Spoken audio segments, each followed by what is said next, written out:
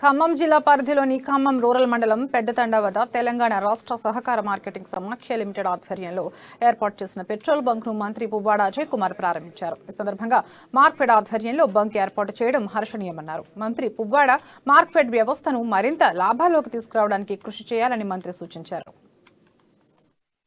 రైతులకు ఉపయోగపడే అనేక కార్యక్రమాలు చేసుకుంటూ ముందుకు పోతున్నారు. ముఖ్యంగా ఇంతకుముందు మొక్కజొన్నల సేకరణలో తెలంగాణ రాష్ట్రంలో మరి ముందుండి మొక్కజొన్నలు కానీ లేకపోతే పెసలు కానీ లేకపోతే ఇతర పల్సెస్ విషయంలో కానీ రైతులకి చాలా మేలు చేసే విధంగా మార్కెట్ పనిచేసింది.